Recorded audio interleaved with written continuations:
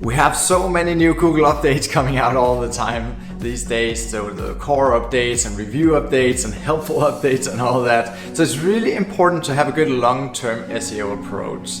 So in this video, I'm going to dive a bit deeper and talk about the fundamentals, like how do we think about SEO as bloggers if you want to take the long haul and do the marathon and not just do quick churn and burn sites. And if you've been following my channel, you know I just crossed 1 million page views across our sites. And that's around a month ago, and it's been going really fast since then. So now we're almost at 1.2 million page views. And I want to talk about how I got there and how I'm looking at SEO right now, because I'm taking a very safe approach when it comes to SEO, because you know, our whole business is based on top of Google, so we don't take any risks in my company. We play it super safe, and we have strategies that have worked for years and they still work. And that's also why I rarely sweat over these Google updates, because maybe it's a little up and a little down, but over the long haul, it all evens out to some nice curves most of the time if you're following good, basic, healthy SEO strategies. So that's what we're gonna cover. So this video will not be about lazy loading and how to optimize your site speed, or should you use SSL. So all the little technical details, you can see a lot of videos about them. I'm gonna talk about the main approach to SEO and all the things that goes on in your brain as you start writing and how to think about SEO, and not so much the little technical details on the site and the plugins and such. So just tick all these technical boxes, but that's not really what matters here. So first we need to talk about what is a good article and when do you hit publish. And I will say, in the editing process, or if you're writing yourself, make sure to delete as much as possible. So you might call this fluff or filler content or whatever, you want to meet a certain word count. Just remove what you can. I mean, if it doesn't help the reader and if it's not necessary, just take it out, because I'm absolutely sure Google is looking for content that engages the reader and keeps them on the page. And also Google has told us to not just write more and more and more and just write for the search engine, write for the user. And I feel like Google is going in a direction where they want shorter and better content, because you know, this whole long form thought about how like you always need to double the word count to beat the next article in Google and such. I think that's really not necessary, and it's not what I'm seeing. So I very rarely have my team write more than 2,000 words, sometimes 2,500 words if it's a really big topic that really require that to go into what needs to be covered in the article. So most of our articles are sitting around 1,000 to 2,000 words, and mostly around 1,400 words, I'd say.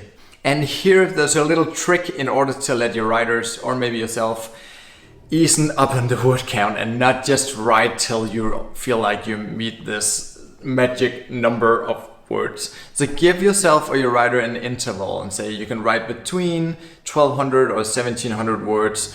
When I implemented that across our writers, it just made a huge difference. It gives the writer much more freedom, and it gives yourself more freedom to really just deliver the best content and just put that in there that needs to be there, and then you cut it off. And then if you're working with external writers, it's important for you to always have the next article lined up for them, so they don't feel like they are losing out on money because they don't write a ton of words. They can just grab the next article and continue to produce words for you, because many of us are paying our writers per word, so it's important for them to have more words to write, but they can do that in the next article instead of just writing a ton of stuff that doesn't really help the user that much more.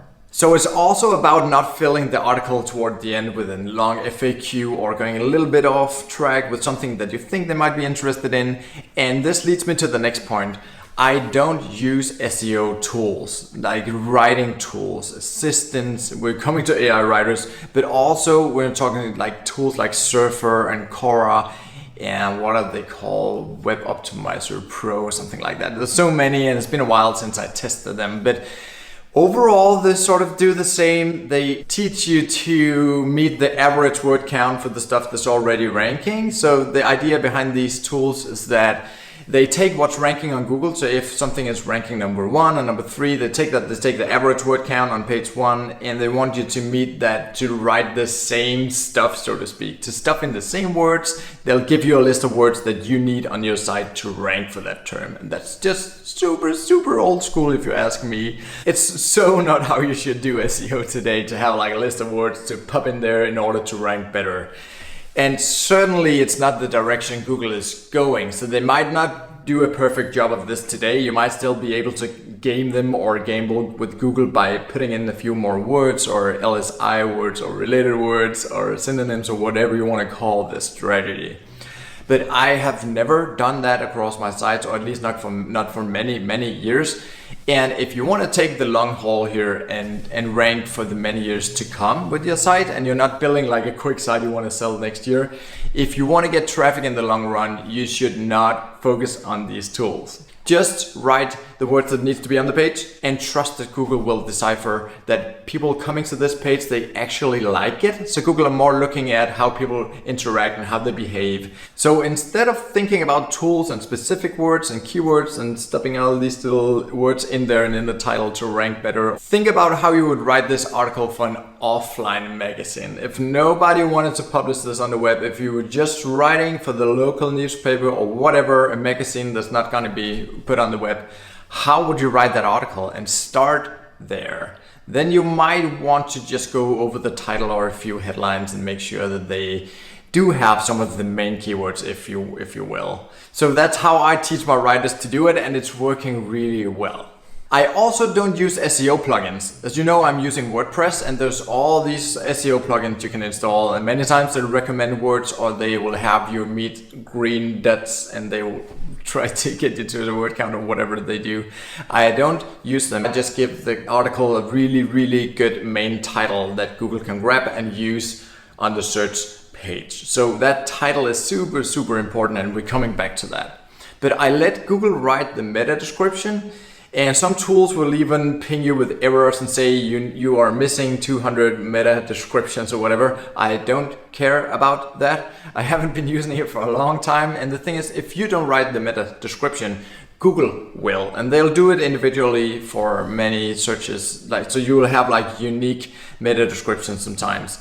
And even if you do use these tools to write a very specific meta description that you really always want there to show on Google, Google is going to ignore it many times. So for many queries, and Google is rewriting it anyway, even though you might give them the meta description. And when we're talking about not using SEO tools or software, yes, that also counts in all the AI writers out there. I don't use them, and I'm not going to do that anytime soon until they really start improving. So when you don't have these tools to show you the word count and what words to put in there, how do you know what to put in the article? So of course you can look at the competition, and you should always do that. If you're not writing for a per se underserved topic, if you're trying to beat an existing article, just really think how you can take this article to the next level. So I Googled yesterday something like, how fast are trains in Japan? So that's something people wonder about, because they have these super fast bullet trains. And the number one ranking up there for this, I think, pretty broad term is something a lot of folks are looking up. It really just listed the speed. This one goes that fast, this one goes that fast. And I think just try to be a little more helpful here to the reader. Maybe you should put it up against something else. So this is the same as a Ferrari, or this is the same as a small jet, or this is the same as whatever. Something people can relate to. Just think about how you can make the content way better. Maybe with graphics, maybe just with good examples. Maybe you want to embed a little video there to just take it to the next level. So that's how you write better content. So be creative and come up with something new rather than just copying what everybody else is doing when it comes to word count and the subheadings and such. Don't just take what's there and write it longer. That's not how we rank over the next couple of years. If you ask me, just create something that's different and better. And still up to this point and moving forward, I am not building links, and I'm not going to start now. And this is for the main reason that the people that you reach out to, if you want to do guest posts, if you want to do like a paid article on a site, or if you're just bombarding people with tons of email, like some of the bigger courses are teaching you to do, then you'll end up having links from sites that allow this stuff into their sites, and they're typically not the best sites. Those are not the sites you want links from, because they're linking to everybody who reads out if they have a good content idea or if they want to pay. And you want links from the sites that link to nobody who contacts them. These natural links that comes from writing underserved topics, because when you write articles that nobody else wrote before, you will be the only source there for somebody else to link to when they're writing a much meatier article for a really big site. Then they want to dig into this little detail and they just have to link to you.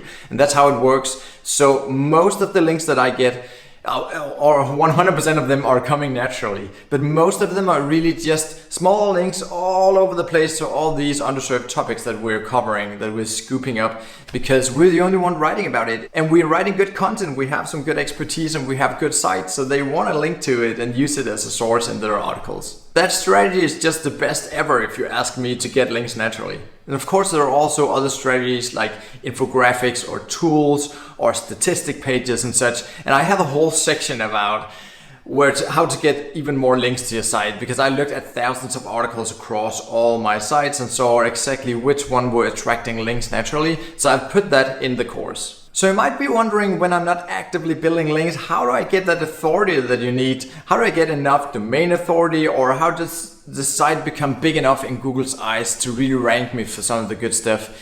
And building this authority is not so much about links anymore. It's more about staying laser focused on what you're writing about. So I covered some of this in one of the latest videos, and I just want to expand a little bit more on it here, because when people are building bigger sites, they have these ideas about they want to take this site to 100,000 or a million page views or something like that, because they see folks like me and a lot of other YouTubers do that pretty quickly these days.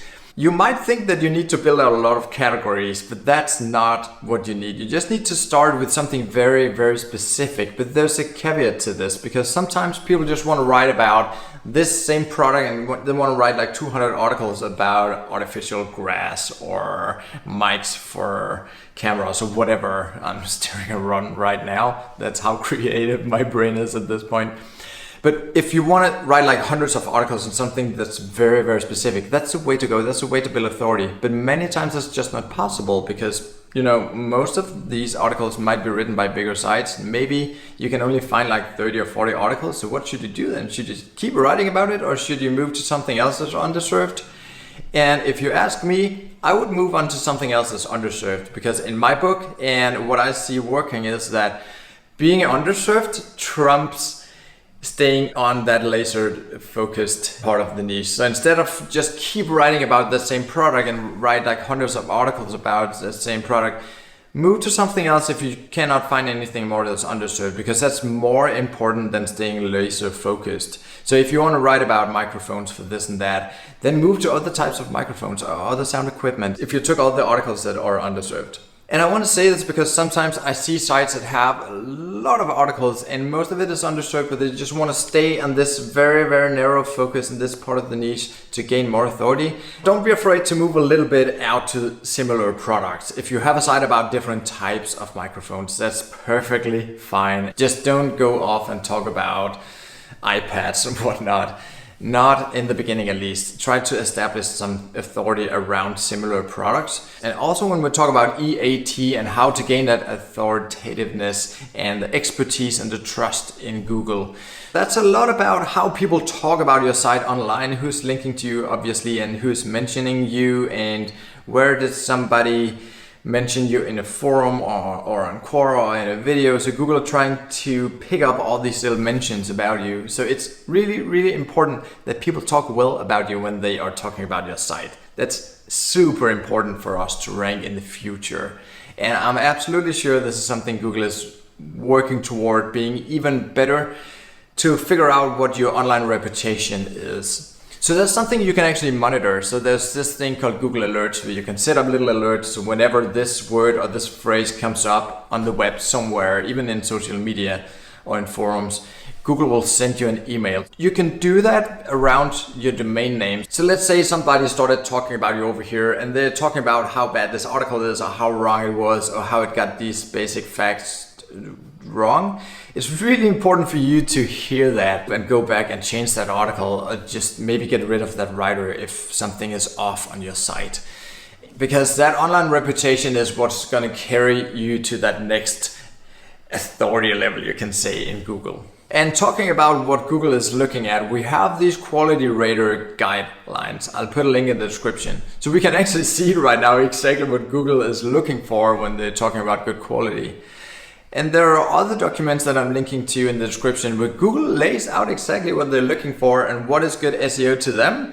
And that's really like a peek under the hood on Google. And it doesn't mean that they can do all this today, but they say this is where they're aiming at, and this is what they're trying to do, and this is what they have all these quality raters look at when they come across sites. They want to train all the algorithms to do what people looking at the web would assess as good content. They want the machine, of course, to be able to do that algorithmically. So it's important for you and I to know exactly what Google is looking for. And I'm surprised to meet a lot of SEOs and bloggers. They have no clue about what Google really wants because they never wrote what's from Google's mouth and what they are actually looking for. They're just listening to all these SEO gurus talking about doing this or that, or install that, or follow that software, use that plugin, or fix these little things, and everything will be great. And many times these are just SEO selling consulting hours or courses or whatever, and they serve their own purpose. But see what Google is actually looking for and try to build something that comes up to those standards. And then I also want to talk about titles, because titles are so important. That's the first thing people should click on in order to land on your site. And if you can learn to write better titles, that will just take your SEO to the next level. So don't be clickbaity, but write something that's super enticing. And the best way really to do this, the best way that I've found, is to take notes when you do topic research. When you're doing that and you're looking at what already ranks up there, when you're checking the competition, take note whenever you come across a really good title, because you might want to use that in one of your own articles. Maybe you want to tweak a little bit and make it even better. Because sometimes when you change the title, it'll just get way more traffic, and then it start moving up in Google because more people click it, and Google see that as a good signal, as long as they stay on the article and it has good content, of course. But when you have good articles, they will sometimes completely drown in Google because the title is just dead boring, or it's just a direct copy paste of what people typed into Google. You want to rephrase it and make it more enticing and really just spice it up so people have to click it. Give a promise up there in the title that you have a helpful guide, or you have something explained or solved, but really just take a look at what already ranks in your niche, because those ranking up there, they probably get more clicks than the others, even if they changed place. Even if you took the number one and put it down as number 3, that's exactly some of the testing that Google is doing when they are figuring out who should be number 1. They put the ones with the most clicks up there. So look at what they're doing already, the ones that rank number 1, 2, 3 in your niche, and just make it even better. If there's something else that you want me to talk about around all these broad SEO strategies, put it in the comments, because there's a lot of ground that I didn't cover in this video, because obviously I can't cover everything in the video. But I want to do more videos around this and teach you guys to just write really good content, because it's really not that hard. People just get way too caught up in tools and old SEO practices, because the same tips and the same stuff is just getting recirculated and reformulated all the time by SEOs. And that's it for now, guys. See you soon, and leave a comment and a like if you like this video. See you guys.